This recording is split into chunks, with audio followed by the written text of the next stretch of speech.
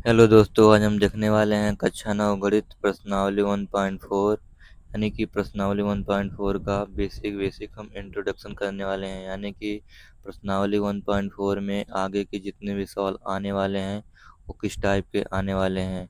जैसे यहाँ पर हो गया, जब हम किसी अपरिमेय संख्या में किसी परिमेय संख्या को जोड़ते हैं तो हमें कौन सी संख्या प्राप्त होगी। जैसे यहाँ पर पहले केस में हो गया, √2 एक अपरिमेय संख्या होती है जबकि 3 एक परिमेय संख्या होती है। जब हम एक अपरिमेय संख्या और एक परिमेय संख्या को आपस में जोड़ते हैं तो हमेशा हमें अपरिमेय संख्या प्राप्त होती है। दोस्तों, हमारा अगला एग्जाम्पल है √5 - 2।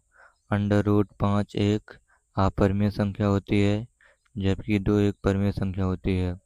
जब हम इन दोनों को माइनस करेंगे तो ये दोनों माइनस आपस में होंगे नहीं, अतः इसलिए यह एक अपरिमेय संख्या हो जाएगी। अतः हम इन दोनों एग्जाम्पल के आधार पर लिखेंगे, यदि किसी अपरिमेय संख्या में हम परिमेय संख्या को जोड़ते, घटाते और गुणा या भाग करते हैं तो हमेशा एक अपरिमेय संख्या प्राप्त होगी। तो दोस्तों, इसमें एक और टॉपिक आता है जिसका नाम है परिमेयकरण करना। चलिए इसे देखते हैं। जैसे यहाँ पर हो गया 1/√2। अब कोई भी नंबर होता है जो बटे में √2 नहीं रहना चाहिए। इसके लिए हम ऊपर नीचे यानी अंश और हर में √2 से गुणा कर देंगे, हो जाएगा √2/2। यही हमारा हो जाएगा आंसर। जैसे यहाँ पर दूसरा एग्जाम्पल हो गया 1/√2 + 3। अब इसको परिमेय करने के लिए हमें इसे हम लिखेंगे 1/√2 + 3। अब इसमें हम √2 - 3 से अंश और हर में गुणा कर देंगे। इसमें चिन्ह को हम केवल परिवर्तित कर देते हैं। यदि हर में प्लस है तो माइनस करेंगे, माइनस है तो प्लस करेंगे।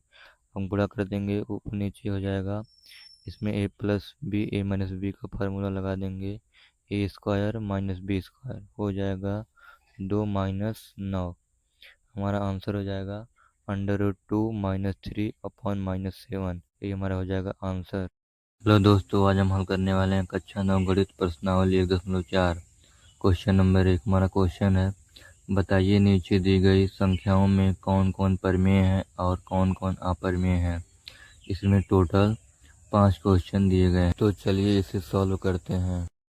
जैसे दोस्तों, हमारा पहला क्वेश्चन हो गया 2 - √5। तो एक परिमेय संख्या होती है जबकि √5 एक अपरिमेय संख्या होती है।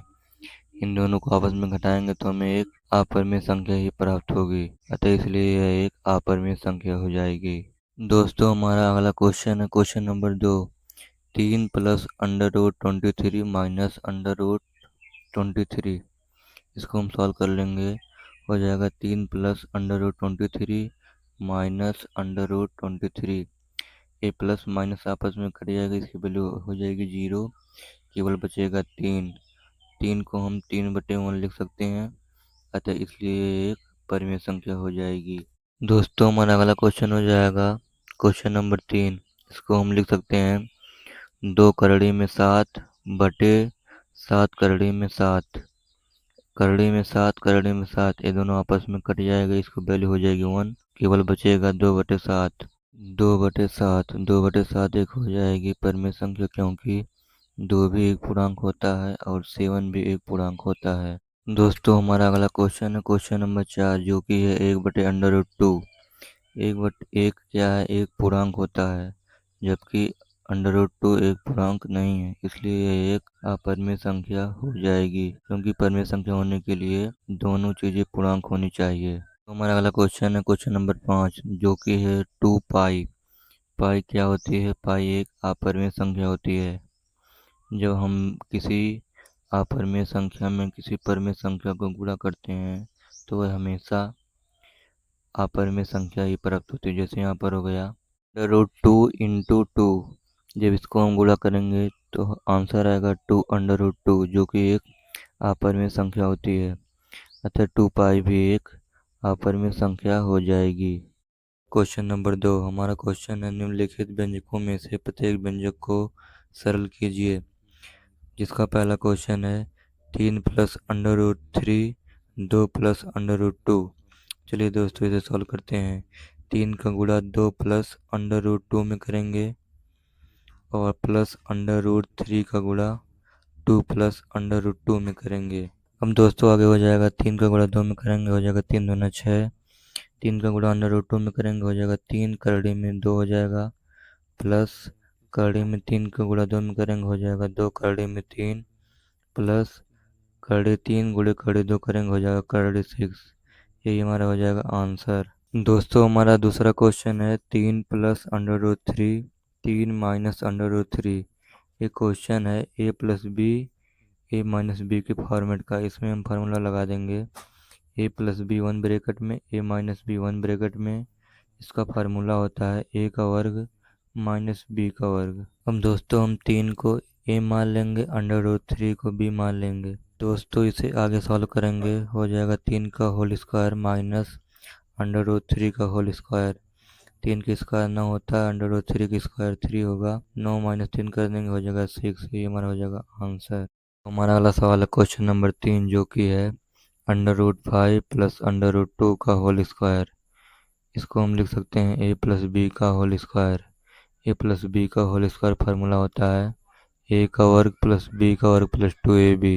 दोस्तों इसे आगे सॉल्व करेंगे हो जाएगा अंडर रूट 5 का whole square plus under root 2 का होल स्क्वायर प्लस 2ab, यानी कि 2 गुणे अंडर रूट 5 गुणे अंडर रूट 2। आगे सॉल्व करेंगे अंडर रूट 5 स्क्वायर 5 होगा, अंडर रूट 2 की स्क्वायर 2 होगा, plus 2 under root 5 into under root 2 हो जाएगा अंडर रूट 10, 5 हो जाएगा 7 प्लस 2 अंडर रूट 10। ये हमारा हो जाएगा आंसर। दोस्तों हमारा अगला क्वेश्चन है क्वेश्चन नंबर 4 जो कि है under root 5 minus under root 2 under root 5 plus under root 2। ये दोस्तों जो कि है A plus B A minus B के फॉर्मेट का। तो यहाँ पर हम फार्मूला लिख देंगे A plus B A minus B. इसका फार्मूला होता है ए का वर्ग माइनस बी का वर्ग। इसके आधार पर हम सॉल्व करेंगे हो जाएगा आगे अंडर रूट 5 के स्क्वायर माइनस अंडर रूट 2 का स्क्वायर। अंडर रूट 5 का वर्ग होता है 5, अंडर रूट 2 का वर्ग होता है 2, 5 माइनस 2 करेंगे हो जाएगा 3। 3 हमारा हो जाएगा आंसर। और प्रश्न संख्या 3 हमारा क्वेश्चन है आपको याद होगा कि पाई को एक वृत्त की परिधि मान लीजिए सी और उसके व्यास मान लीजिए डी के अनुपात से परिभाषित किया जाता है, अर्थात पाई बराबर सी बटे डी है। यह इस तथ्य का अंतर्विरोध करता हुआ प्रतीत होता है कि पाई एक अपरिमेय संख्या है। इस अंतर्विरोध का निराकरण आप किस प्रकार करेंगे? तो चलिए इसे सॉल्व करते हैं। जैसा कि दोस्तों में क्वेश्चन में दिया गया है कि पाई बराबर सी बटे डी होता है। सी जो है वो वृत्त की परिधि होती है, डी जो होता है वो वृत्त का व्यास होता है, और जो पाई होती है वो वृत्त की परिधि और वृत्त के व्यास का अनुपात होती है। और जो पाई का मान होता है 22/7, यह एक अनुमानित मान होता है, यानी कि यह एक लगभग मान होता है। और जो पाई का दशमलव प्रसार होता है इसका दशमलव प्रसार अनावसानी अनावर्ती होता है। तो इन सब के आधार पर हम लिख सकते हैं कि इसलिए पाई एक अपरिमेय संख्या होती है। दोस्तों हमारा अगला क्वेश्चन है क्वेश्चन नंबर 4 संख्या रेखा पर अंडर रूट 9.3 को निरूपित कीजिए। चलिए दोस्तों इसे सॉल्व करते हैं। तो दोस्तों सबसे पहले हम 9.3 सेंटीमीटर का एक रेखाखंड खींचेंगे जिसका नाम ए बी रखेंगे। दोस्तों इसमें हमें रचना के चरण भी लिखने पड़ते हैं, यानी कि हम जो जिसमें काम करेंगे उसे पॉइंट बनाकर हम लिख लेंगे। हमारा पहला पॉइंट है सर्वप्रथम 9.3 सेंटीमीटर का रेखाखंड ए बी खींचा। इसके बाद दोस्तों हम ए बी रेखाखंड को बिंदु सी तक 1 सेंटीमीटर आगे बढ़ाएंगे। उसके बाद हम पॉइंट बनाकर लिखेंगे। दूसरा पॉइंट हो जाएगा हमारा ए बी रेखाखंड को 1 सेंटीमीटर तक बिंदु सी तक बढ़ाया। इसके बाद दोस्तों हम ए सी जो रेखाखंड हो गया अब इसका हम लंब समद्विभाजक खींचेंगे। आप इसी प्रकार की सहायता से भी कर सकते हैं। मैं यहाँ पर फिट की सहायता से इसको कर रहा हूँ।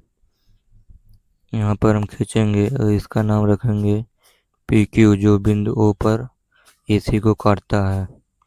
पॉइंट बनाकर लिखेंगे। तीसरा पॉइंट AC का लमसम द्विभाजक PQ खींचा। इसके बाद हम AO और OC को त्रिज्या मानकर एक अर्धवृत्त की रचना करेंगे। दोस्तों, प्रकार की सहायता से भी कर सकते हैं, मैं यहाँ पर हाथ से ही रफली बना दे रहा हूँ। दोस्तों, हम चौथा पॉइंट लिखेंगे, AO या OC को त्रिज्या मानकर एक अर्धवृत्त की रचना की। इसके बाद हम बिंदु B पर चाँदी की सहायता से 90 डिग्री का कोण बनाएंगे, जो कि यहाँ पर हो जाएगा BD, और जहाँ पर एक काटेगा इसको, इसका बिंदु रख देंगे E। पांचवा पॉइंट हो जाएगा हमारा, बिंदु B पर 90 डिग्री का कोण बनाया जो अर्धवृत्त को बिंदु E पर काटता है। इसके बाद B की दूरी प्रकार में नापकर एक चाप लगाएंगे, जो कि √9.3 को प्रदर्शित करता है। अगला पॉइंट लिखेंगे, B की दूरी लेकर एक चाप लगाया जो बिंदु M पर काटता है। इस प्रकार हम √9.3 को संख्या रेखा पर निरूपित कर सकते हैं। हेलो दोस्तों, आज हम हल करने वाले हैं कक्षा 9 गणित प्रश्नावली 1.4 प्रश्न संख्या 5। हमारा क्वेश्चन है, निम्नलिखित के हरों का परिमीकरण कीजिए। दोस्तों, इसमें 4 क्वेश्चन दिए गए हैं। चलिए दोस्तों, इसे सॉल्व करते हैं। हमारा पहला क्वेश्चन है 1/√7। चलिए दोस्तों, इसे हल करते हैं। यहाँ पर हम लिख लेंगे 1/√7। अब अंश और हर में हम √7 से गुणा कर देंगे। ये हो जाएगा √7 बटे √7 इंटू √7 करेंगे तो 7 ही आएगा। हमारा आंसर हो जाएगा √7/7। ये हमारा हो जाएगा आंसर।